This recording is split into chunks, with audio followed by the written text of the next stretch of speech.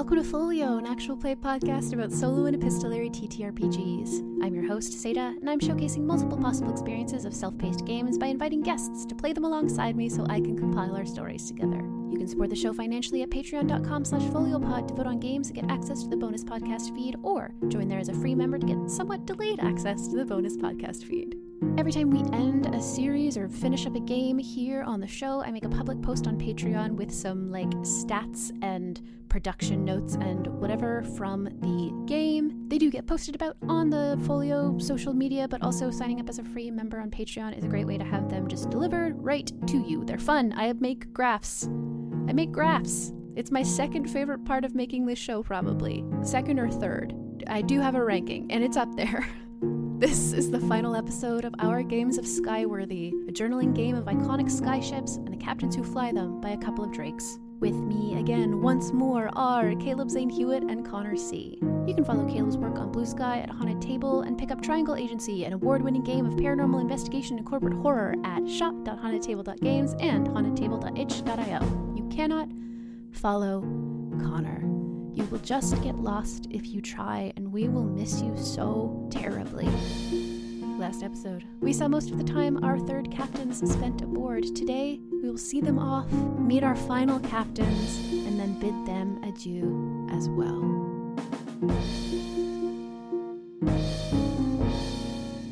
Now, draw a card and turn to the World Moves On prompt table. If you draw a diamond or heart, choose a prompt from the World Moves. If you draw a club or a spade, choose a prompt from No, You Move. And I drew a club. A heart. The 9 of spades. No, you move. I'm going to roll a d6. The subtitles of these tables are The Coalition Pushes Further and You Push Right Back. So I guess the coalition is the regime, right? Yeah, let's say it. It is. We're getting cracked down, right? Oh, I'm seeing that coalition is the name of a faction in this era. That's fine. I don't need that.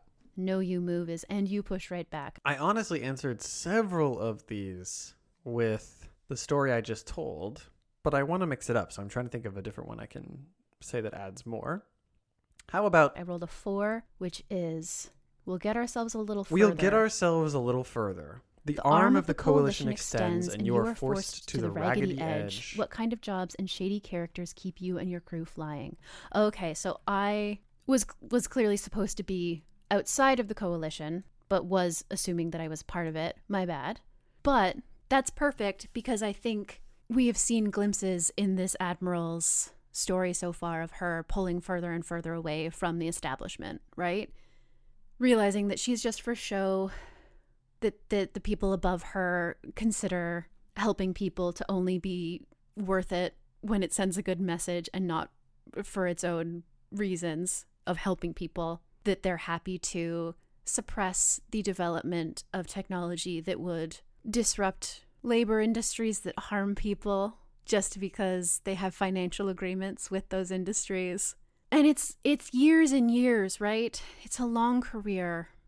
And I think the beginning of the answer to this prompt, when it says the arm of the coalition extends and you are forced to the raggedy edge, is that she sees the tide turning. She feels the leash being tugged. The people above her are starting to get that the whole reason that her position was reworked was that so she didn't have as much power. And they're starting to notice that she's doing what she wants a lot of the time.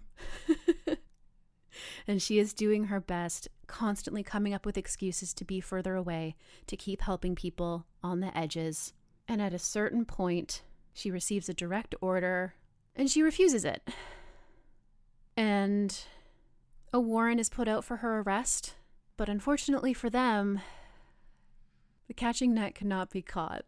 And the Admiral has made it her entire life's work to help people who otherwise would be ignored by these systems. And so they're not fucking giving her up, you know? And she and her crew, who are still who are loyal, you know, she over her career definitely had to handpick her crew and has a very loyal contingent of people who feel the same way as her about the system and about their place in it and how they can turn their place into the best version, the version that feels best, that involves the least compromise. Another thing they have in common with the pirates. No more compromise. And she's on the run. She's on the run as well. What kind of jobs and shady characters keep you and your crew flying? They are shady, they're criminals, and they're good people. By necessity now, overnight, she became a criminal. Her behavior didn't change, not really, but the way that it was regarded did, and therefore so did the way that the behavior of people around her is regarded. Suddenly everybody who helps her is a criminal. Oops. And I think when it comes to what kind of jobs, just like, they keep doing the same thing. They're still helping people. It's harder. They have to start doing more trading and that kind of thing. But overall, like, people want to help them because they've been helping for decades, I think, probably. At least a decade. Probably 2. And so they're in the wind. Supplies, to and from places, running from the Navy, waiting, hoping that it will collapse under its own weight, feeling unnerved that it doesn't, because surely something that is built on something as unstable as selfishness and profit has to fall, right? But sometimes it can get very, very tall before it does that.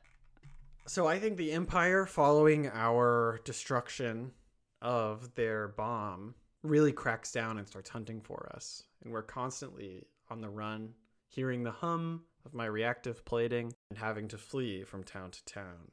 And I think what happens is we end up back in contact with Admiral Glavick from the first era, 20 years prior. Now she's in her 70s.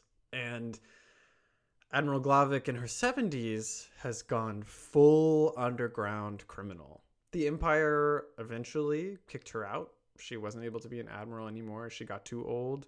And she was unhappy with the way that they were treating people anyway. Of course, Admiral Glavick, not so much of a rebellion person herself. She's still in it for herself. She's still out there trying to make money for herself.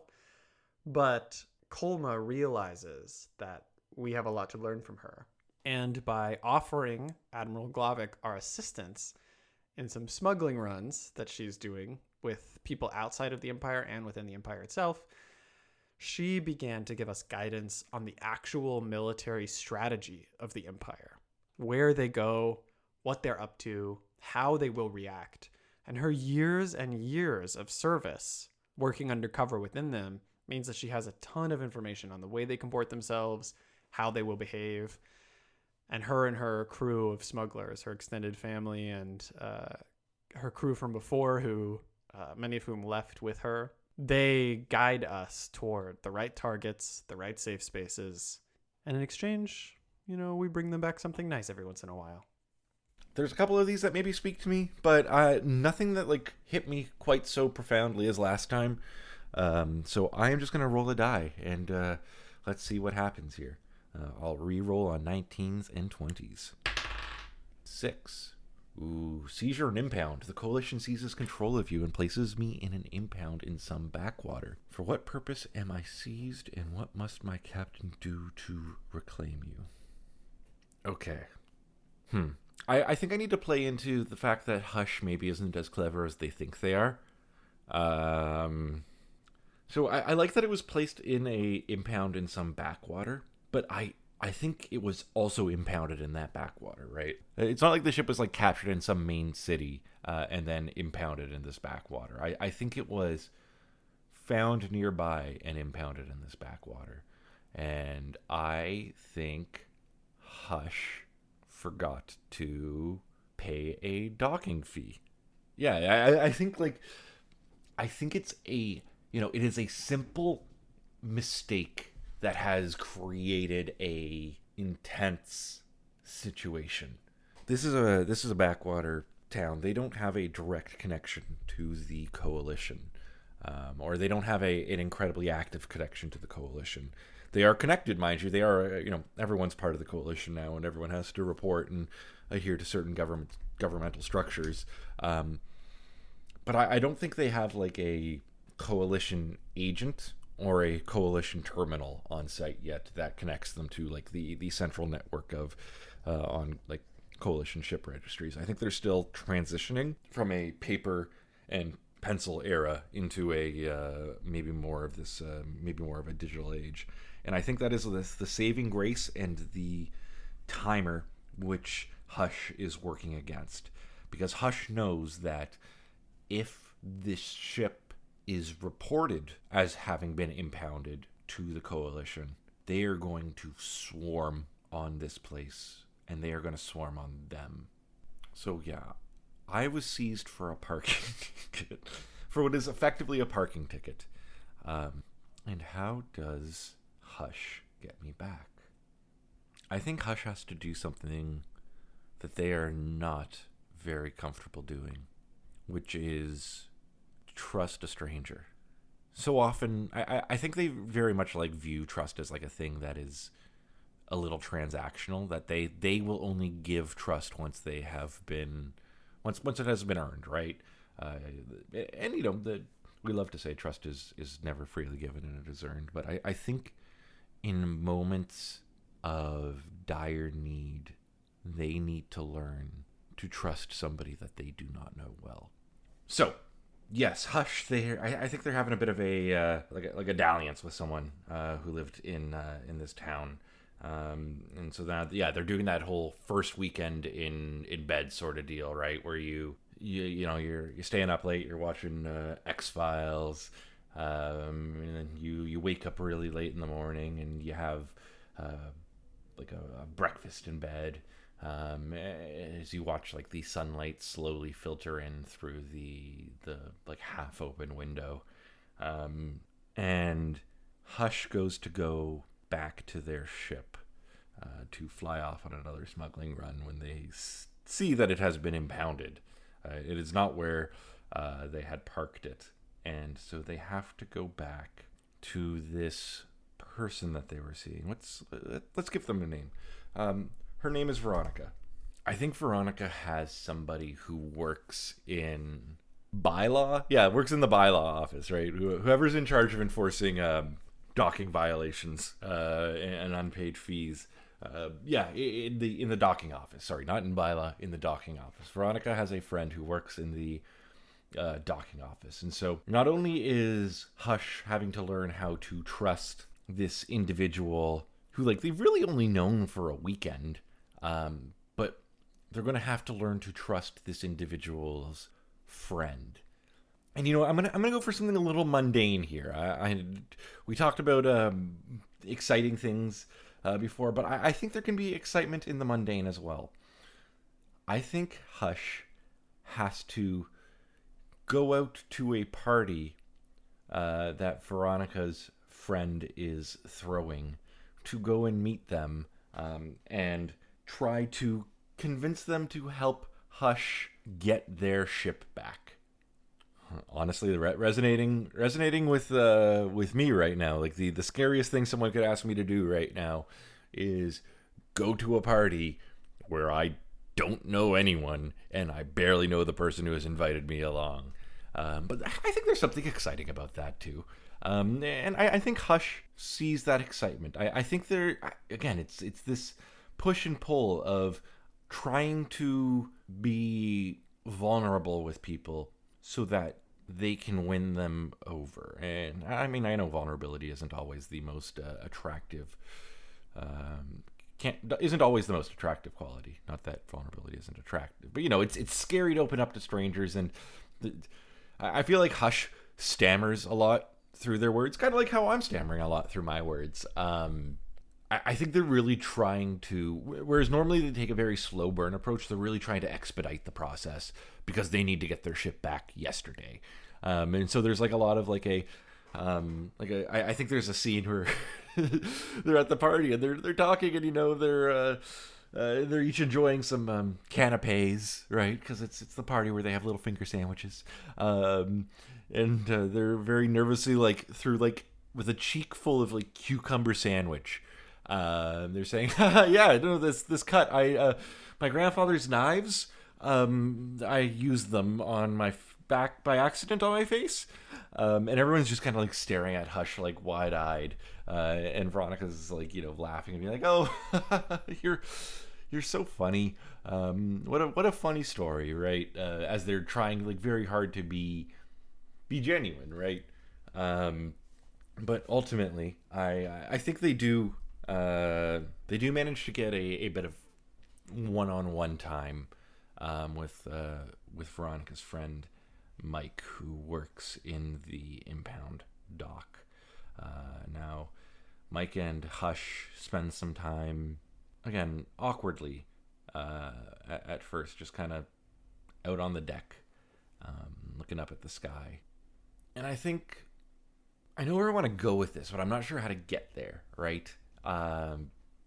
So I think it starts off with Mike saying that Veronica has been, going on and on about how she feels so lucky to have met them. And I think this is disarming for Hush, because they're, looking at this as a kind of a fling that, maybe they'll never come back to. Again, like that they're not looking to build a trust network with somebody. And I think maybe it's a moment of realization that this trust that they're so scared about other people breaking, in doing so, in being so reticent to give trust, they themselves may be breaking other people's trust.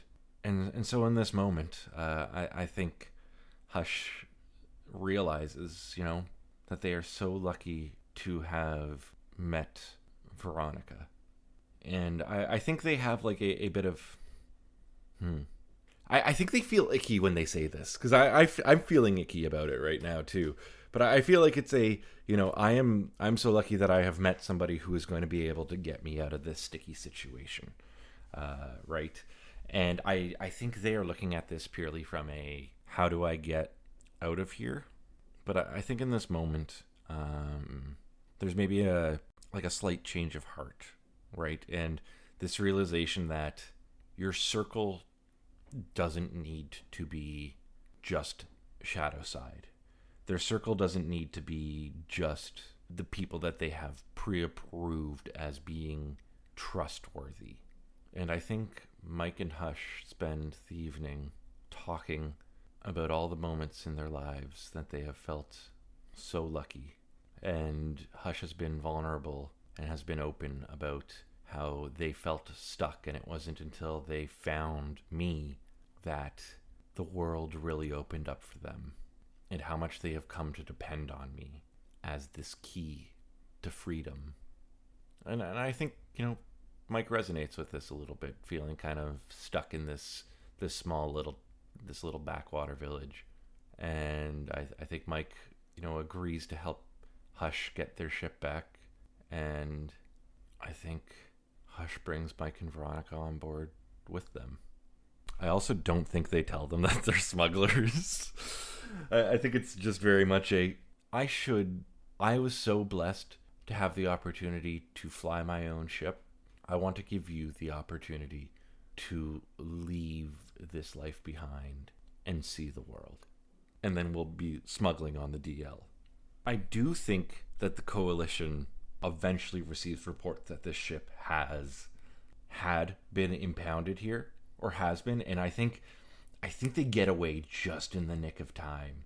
Like, maybe half an hour slower, and coalition ships would have been all over the place. But they have escaped, and I think, there's a certain freedom, and it's excitement too, right? Like they bring Mike and Veronica on board, and then open up the engines, open up the dual sweep drive, and just, again, I fly. That's what I do, is I fly. And they laugh. And once more, they've skirted danger. And we get to chase the sun for another night. Now, draw a card as time passes and you find your way into the service of a new captain. Take a moment to reflect. Wow, I ended up loving the Admiral. My next card is the 8 of diamonds, so it's diamonds. Let's see. This is a diamond. If you draw a diamond or a heart, answer a this hull, this home prompt of your choice. / whatever you roll if you're me. All right. I have rolled a 3, which is painted with care. Oh, I know this is like immediately fixing this, but I like this. Painted with care. Who took the time to painstakingly stencil my name on my hull, and what does it look like? So at the end of the last era, we were hated by many, feared by many. And then Kolma as the one who adopted us back, and knowing that, we are a ship. We're her design. No matter what bad stuff we did, that's a result of the captains more than us, really. And if it is our fault, then it's her fault too. Decided to show herself some care by showing some care to us. She painted each of the flower gears by hand once again with a much stronger and more adult drawing hand. She stenciled our name, the green blade on the hull, and covered it in beautiful doodles and tiny hints as to the original myth. There is piercing the words, leaf blade, as wielded by the fairy from her story. And across the whole ship are filigrees, swirls and flowers and plants drawn over time, a little bit at a time between jobs while we're hiding and laying low, until eventually every plank is covered in beautiful swirls drawn by someone who spent their whole life drafting precise blueprints and instructions for engineering. I think it was Veronica. I think the girl that they took a chance on and brought them into their safe space, right? Like they're into their home, has been inspired by the sky, and she loves to paint. She's always chasing a bluer blue, and she loves the way that the outlines of clouds dance upon that bright blue canvas, and how it does its like subtle change from blues to grays to purples and oranges as the sun sinks and rises above the horizon. So I think one day, well, we're back at a beach. I don't think it's the beach where Hush found me, but I think it is a beach reminiscent of the one where Hush found me. That Veronica is covered head to toe in white and blue paints as she hangs precariously over the side of my gunwale. Gunwale is the edge of a ship, I think. As she hangs precariously over the side of my gunwale, sometimes upside down, sometimes, turned 90 degrees, painting my name. And there, writ in fluffy white and blue letters, is Ol Safi. I think Old Safi has, like, OL apostrophe Safi has kind of become the name du jour, because I think both Mike and Veronica both make fun of Hush for the way that they always say Ol Safi instead of just Safi, and so. And I think Hush is like, it's like, no, it's just Safi. And it's like, oh, that's not what you said.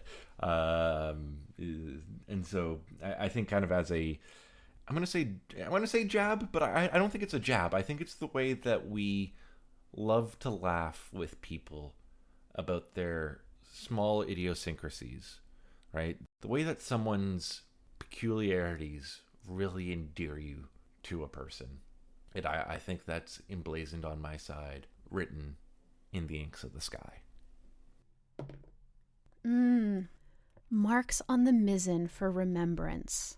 How many members of your crew have been memorialized on your mast? Which one still hurts to remember? Oh, that's beautiful. I think a lot of Laura's crew, the tradition was, if you come to think of the catching net as home, you can become part of it by inscribing an initial or a symbol on the mast. And the majority of the crew who worked with Laura thought of me as their home, and so there's a lot of their scratches on there. The pirates, I don't think, ever had that relationship to me. There are marks on the mast from them, but it's from sword fights and practices and throwing daggers. And I think one of the crew here this new group of rebels under the traitor admiral. They notice the names and the symbols one day. They notice these little symbols, and they call the admiral over and gesture at it.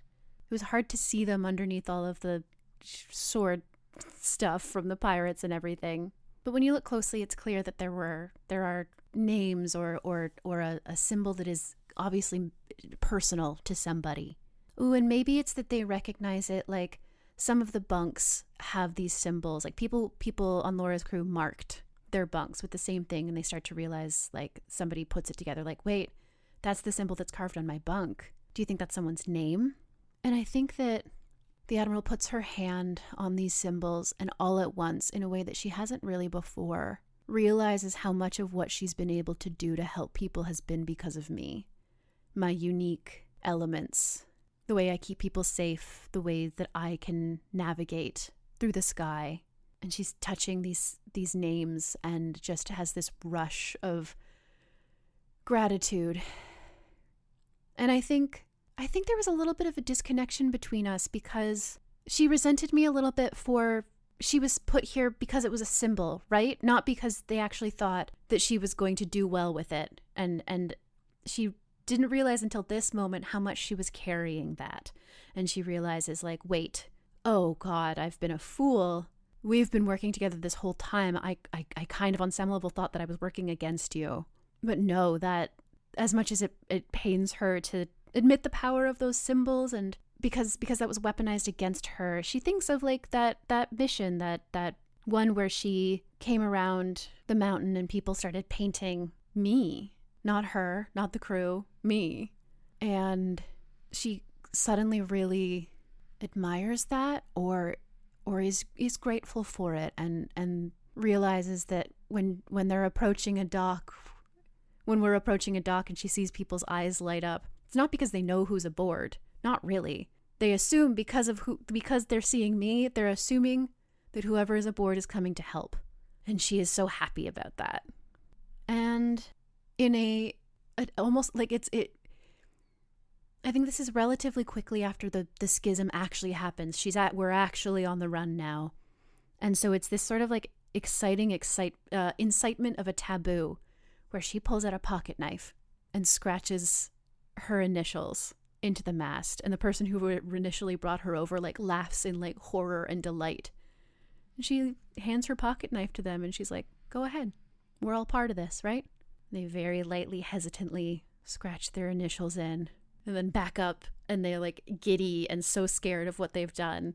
And they invite everybody, and that's not explicitly a memorial, right? But I think what it is that as people die, because things do get much harder, we are on the run, the traitor admiral, finds their initials on the mast. She doesn't erase them. She, like, pours a dye in them to make them darker and more noticeable, making them more permanent. Ugh. And the thing about the question, which one still hurts to remember, is I do think that it's the admiral. I'm not sure yet how she dies, but she does. And then a member of the crew, the shaking hand, spills ink into her name on the mast. And I think I have affection for all of my captains. I do. I think Laura was special. It hurts that she gave me up, but it was probably the right thing to do. The Corsair, I think I saw them in a lot of states that people didn't see them, right? Because when they were alone, they could be vulnerable in a way that they generally weren't around other people. And so I did see their care. But also, they were an asshole. But I think I also appreciated that they did push me to my limits, you know? And they really got to know me so that they could do these crazy maneuvers. And there is part of me that's exciting, you know? But the Admiral, I think, it feels so on purpose with her that, like, she didn't like me and then realized she hadn't been being fair and really embraced me and connected with me and thought that I was important. And so it's hard to lose her. It's really hard to lose her. But I do. And we're going to go to the 4th era. Yeah, and we bring ourselves now to the fourth era. All right. Now I, the freshly painted Greenblade, back under the control of Captain Kolma, head into the fourth era. The final captain. The final captain. So I divide the prompt cards I've drawn so far into 2 piles. I'm now checking to see if over the course of the game I've drawn more red than black cards or more black than red cards. So let's take a look. If over the course of the game you've drawn more red than black cards, go to once more to the horizon. If you've drawn more black than red, refer to things fall apart. Let's go. Let's do this counting. I think I've drawn more red than black, but let's find out for sure. Holding them in my hands, definitely looking like there are more red cards. I have drawn 1, 2, 3, 4. I'm going to count the black first. I'm going to go for the drama of it. Here we go. 1, 2, 3. 11 red cards. 9 black cards. So not decisive exactly, but a clear winner. 9 black cards. 10 red cards. 10 red cards. 6 black cards. So more red cards overall by a pretty significant margin. I thought I was definitely going to be clearly with more red cards. I did not think it was just 1 more. I did count, like, at one point I pulled 2 clubs for a captain, and so I had to pull another card. I've counted that in here. I'm not sure if I should like discard cards that weren't relevant, but I just assumed any card that I pulled out of the deck should be part of this choice. It wouldn't really change things either way for my particular setup, but... So I'm going to be referring to once more to the horizon to find my final captain. I am hopeful for the future. Draw a single card. Its suit will determine your final captain. Okay. The King of Clubs. A king. Clubs is powerful. I have drawn, for my last captain, a diamond. Diamond. Diamonds are sleek. My final captain is... My final captain. The passing stranger. The Flag's Servant. Oh, gosh. The world's changed, and the stranger wants no part of it. The world's changed, but the servant hangs a familiar flag on your mast. There's no place for them There's no here. place for Perhaps them. you can carry them elsewhere. Perhaps you can carry them elsewhere. Together, they say you can help make the world a better place for all of us. They are hopeful, humane, and noble. They are wealthy, disillusioned, and disillusioned, hiding their true identity. Answer the captain's prompts right away. Okay. This is fascinating. Okay. Describe servant and the nation they serve. What sense do you get of how they view you? I think Kolma, at the end of the day, is an engineer. She was a freedom fighter.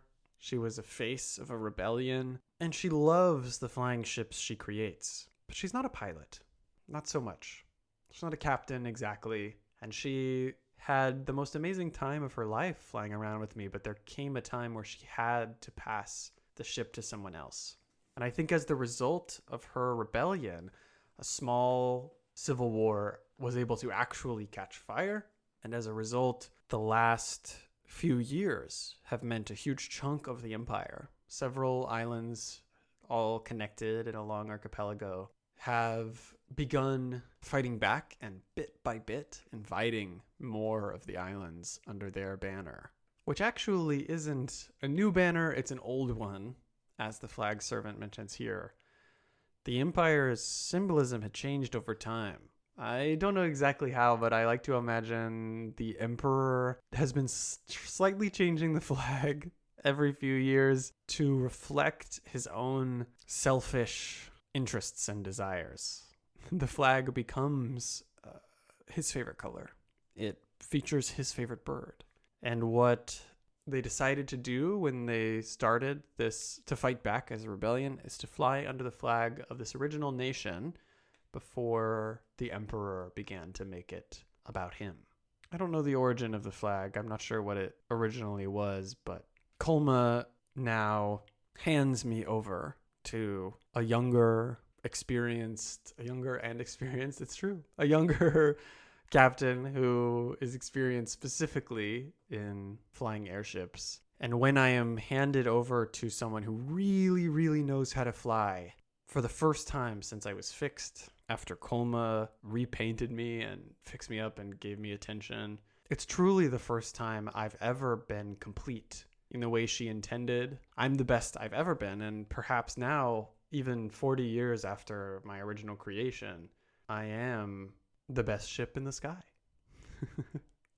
And that's how they view me. The servant thinks I'm the best ship in the sky, and this captain is proud of what I represent. Both, for the new movement and also something that has been brought back from corruption. People remember what the Green Blade once was, and now they see it as it is, and know that they too can be that way. They too can come back from a time of darkness. What exorbitant price does the stranger pay for you? What strange necessities are brought aboard to ensure their comfort? Strange necessities makes me think they're not strictly human. Like that's a vampire-ass thing to need, right? Strange necessities. Exorbitant price. Again, I like the inversion of these kind of questions, or not necessarily inversion, subversion of these type of questions, where it's not necessarily a $1 trillion kind of deal, but a very dear price. So, let's try a different way of building this character. Instead of me trying to give them a name and stuff and then answering these questions, I'm going to answer the questions and then try and build them based off of what they have given up. The first question is the question of cost. What did they pay for me? This one stumps me a little bit, right? There's like a part of me that's like, oh, they paid their soul. But I'm not feeling like a devil's bargain at this point in time. This is meant to be an optimistic one, right? I think the cost is an heirloom. I think the heirloom is an old crown. I think it is a crown made out of white gold that shines with the intensity of a lightning bolt, dotted with gray and blue jewels, and pale white, white, gray, and blue jewels. Yeah, like gray and white jewels in large, kind of fluffy cuts upon a blue jeweled background, like thunderclouds upon a clear blue sky. And depending on the angle of light, or the way the angle of light plays upon the crown, sometimes it looks like a wearing a brilliant sunshiny but slightly cloudy day on your head, and sometimes it looks like wearing a furious storm upon your head. And I think in terms of strange necessities that are brought on board, I think it's a mushroom farm, or some sort of fungi cultivation array. They fly me to all sorts of places around the world, to different climates, different humidities, different temperatures, and they do little experiments with their mushrooms, and they tinker and they draw and they mutter to themselves as they fly me around the world. This is a human exorbitant price that they pay. Okay, so the Admiral died. I assume people kept that I kept moving, but maybe without the Admiral's tactical brain it did become harder. Yeah, okay. So the Navy caught up with us. And they took the ship, and the thing is, I'm way too recognizable. They don't even want to risk just scrapping me yet, or painting over to make me less recognizable. They're like, let's just fucking hide this skyship for 100 years until people have forgotten, and then we can figure out what to do with it. And I just sit in a warehouse. It's miserable. 50 years pass. I'm not being taken care of. 75 years pass.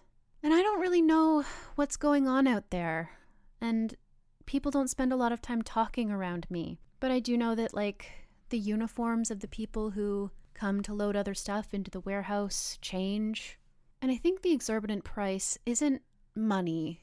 This isn't, they don't auction me off, but it's a price of status. I think looking at the other prompt, which is, who is the stranger really? What confessions do they make to you in the long nights of your journey together? This is the child or grandchild of one of the people who was responsible for putting me here, for a lot of the current shitty status of the world. This is their grandchild. And I think it's, a wealthy, established, military aristocrat family a few generations in. And this kid just grew up hearing their grandparent and their parents talk about all of these victories and was like, fuck this, actually. It sounds like you did a lot of evil shit. And they leverage their family name to pull off a heist to steal me. Before the servant leaves port, they give an inspiring speech to their crew. How is it received? Ugh, it's incredible. It's so glowing. It already said it's inspiring, so they are inspired. And I think that the speech is on the theme I was just saying. It's on the theme of how every single person there has had to make choices and decide things for themselves in the moment that seemed smart, that seemed necessary. Each of those people was trapped into bad decisions that they would not have made if they had a real choice. But now they do have a choice, and many of them have already made it. And no matter who they were under the Emperor's thumb or boot, they can be something different now. They can make a real difference. And I, the Green Blade, am a great example of that. So that's how it's received. Who is the stranger really? What confessions do they make?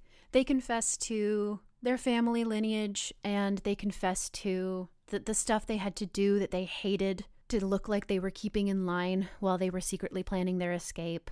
They had to be cruel to other people.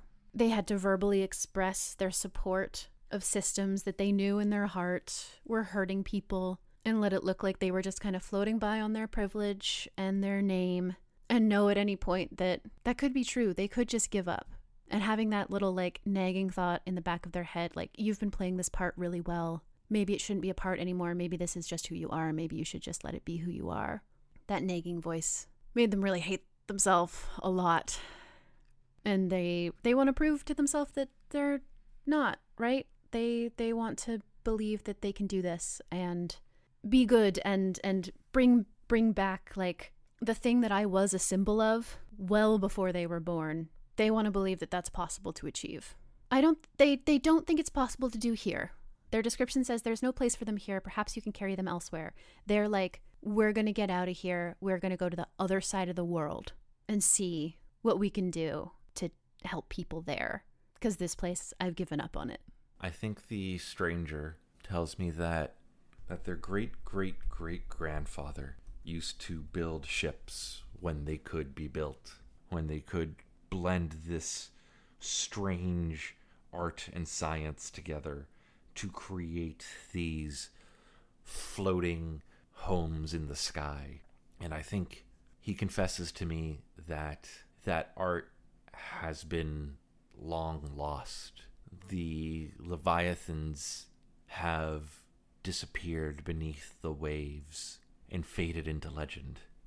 And so there is only a finite number of airships left, and I feel alone. I think the stranger tells me that they believe there is a way to make these ships once more without the heart of a Leviathan. I think they tell me their name is Jasper. I really can't think of what strange necessities are brought aboard to ensure their comfort.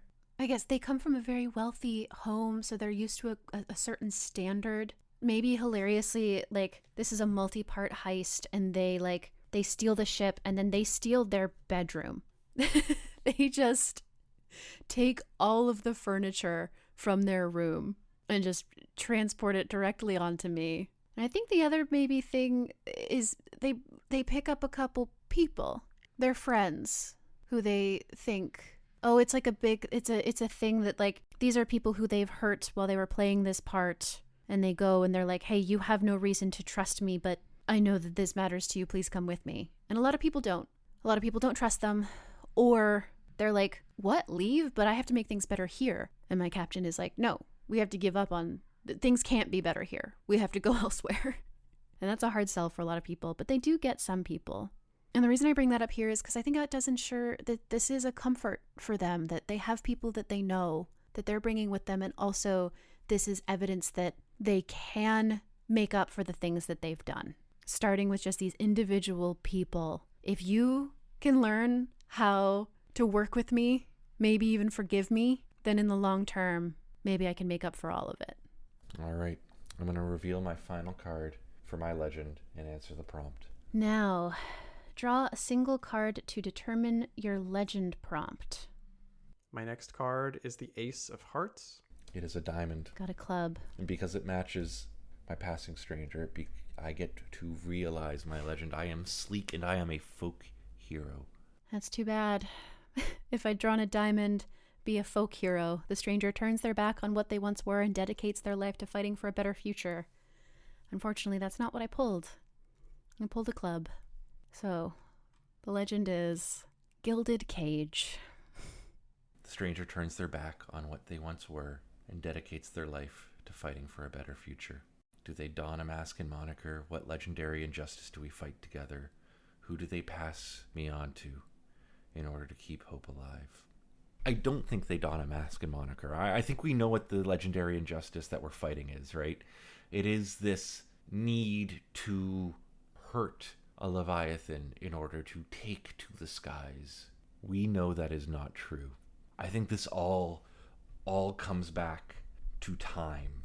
To time and that strange fungal calcium substrate that years and years and years ago Galoom wanted the time to grow. The government said, no, we can't wait for that. We have to have this now. And I think Jasper and I have this time. His little mushrooms become scale models of tiny flying machines. And on my deck, when he starts to grow larger and larger models out of the very earth that we have spurned and floated away from, out of the very sunlight that keeps me alive, these ships start to come to life. Their engines, their hearts start to beat with the rhythm of the parties that once danced upon my decks. I think my name has been forgotten. I am not the King Sapphire. I am not the Stalker. I'm not Old Sapphy. When people see me flying above their cities, they just point up and they say, there's Jasper. And what I and Jasper do is not flashy. It's not glamorous. But we do light the way to a future where we can grow and live together. You and the stranger drift together away from the world, apart from it. All their days they spend in recollection and bitterness. Eventually you become a tomb, adrift and alone. Where do you end up? What condition will the next passerby find you in? They meant so well, but they just weren't able to actually unlearn it. They weren't as radical as they thought.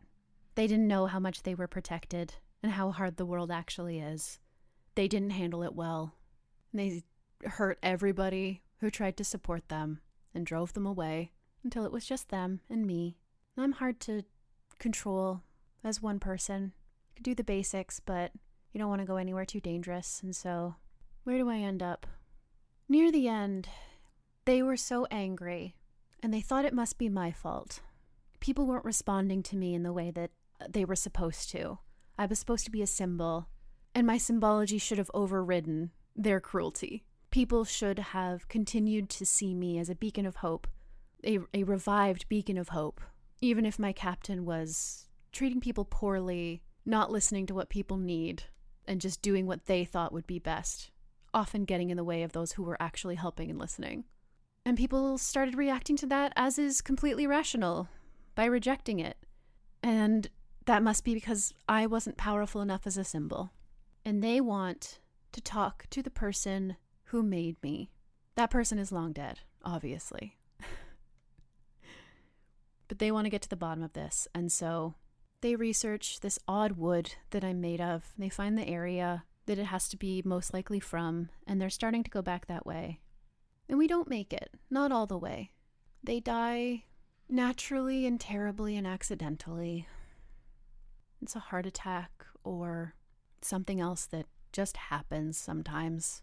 There's no particular glory to it. It isn't a big moment of stress or a fight, or even just they realize in a sudden rush what their life has become and succumb to it.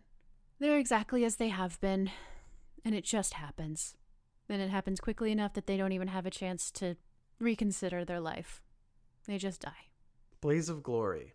There comes a time when old courage and devotion is tested. What crisis pushes you and your captain to the ultimate sacrifice? What doom do you avert? And where does your battered hull come to rest, waiting for care and repair to raise you once more? I think the Empire pulls out all the stops. They send their ships to destroy us. They invade the archipelago.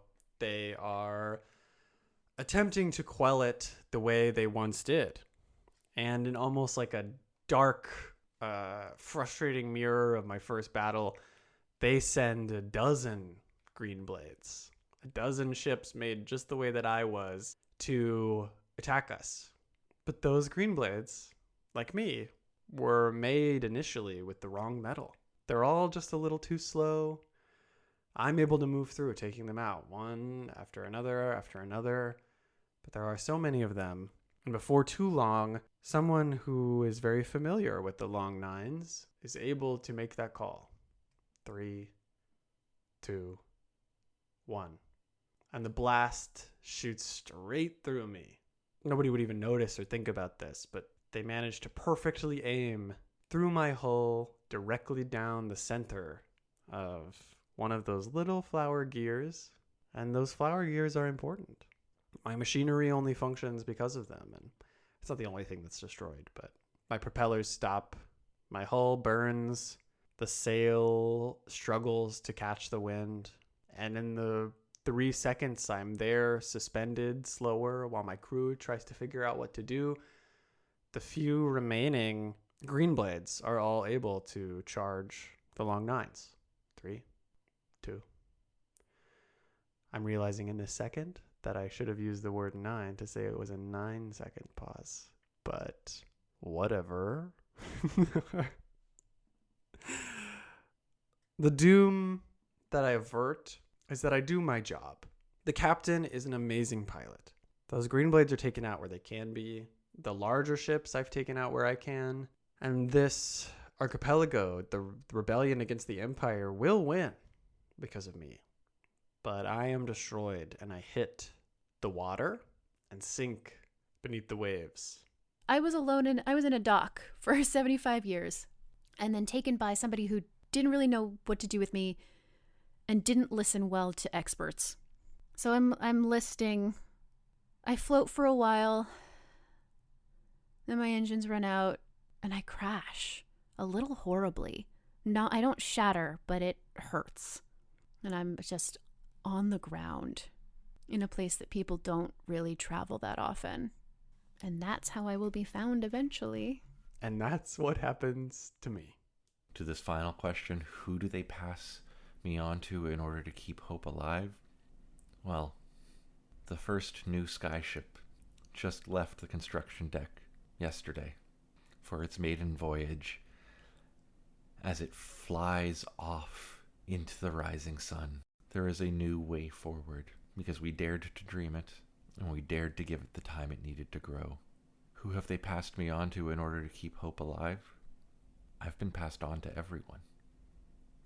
With that, prepare to say goodbye for now. You've come so far. Now it is time to turn to making an end of it on page 43 and answer your final prompt. After your final captain leaves your deck for the last time, take a moment to reflect on all you've seen and done with your captains and crews. Think about the ways you have changed. Think about the ways you have changed. Think about the ways I have changed. Think about the ways the world has changed. Think about the ways the world has changed. Think about the ways the world has changed. Consider those who have used you for great and terrible things. Consider your part in the passage of history and the way you will be remembered, or not. Or not. Or not. As the footsteps in my passages become ghosts. As the footsteps in your passages become ghosts. The shouts, laughter, and tears become nothing more than memory. The shouts, laughter, and tears become nothing more than memory, and time passes. Answer the following final prompt. Answer the following final prompt. I have this final prompt. Will you be ready when the next captain comes? No. Oh, yeah. I don't know if another captain's ever going to come. I'm thinking of my Admiral and the ways that she made people believe, the ways that we made people believe. I was so hopeful when the stranger found me that they'd really do it. And they couldn't, but I still believe. I don't think I'm ready for when the next captain comes. Because my time is over. I sunk to the bottom of the ocean. A leviathan has made its home in me. The world remembers the Green Blade, the original in Colma. It remembers my captain and Admiral Glavic and the other captains who I didn't name. They will remember me, but I don't know that I'll ever be piloted again unless the waters drain from the oceans or Leviathan learns to be a captain, which maybe they will. But I am not amphibious. I was not meant to sink beneath the waves. I won't be ready when the next captain comes because they won't come. But I'm proud of what I've done. My era of machines that beat with bloody hearts has passed, and a more beautiful future awaits, full of skyships of all sorts of uncanny shapes and sizes, of bizarre and beautiful colors that will fill the sky with something other than blue for a change. Next person who finds me, my next captain, is going to fix me up better than ever. And we're going to go out into the world and make people believe that help is on the way by proving to them that it is. I've been dreaming a lot about the sky a lot recently, about the wind underneath my wings, about that freeing feeling as you fly so high you can see the curvature of the earth. I dream about my children that now get to experience that joy. They're playing the coda now. They're putting out desserts. My party is ending, but that doesn't mean you can't keep the dance alive. I didn't do sci-fi. Like, immediately. I truly didn't. Are you proud of me? All right. Okay. Wow. Gosh, this was so cool. This was good for me. I think this is very good for me to do. I loved this opportunity. I loved this game. I loved being a skyship. Gosh, that's so cool.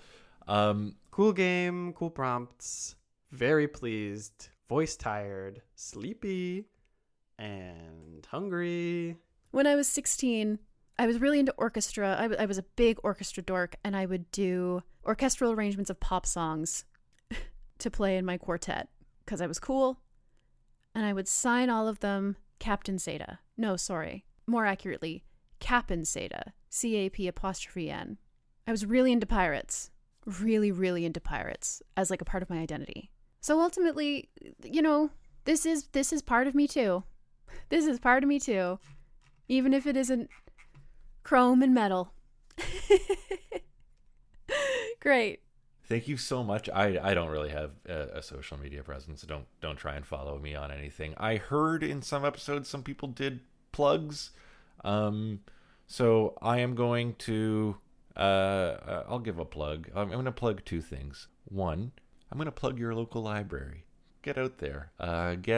Go take out a book or something, or go check out a book on Libby or something like that. Libraries are super cool and super, super important.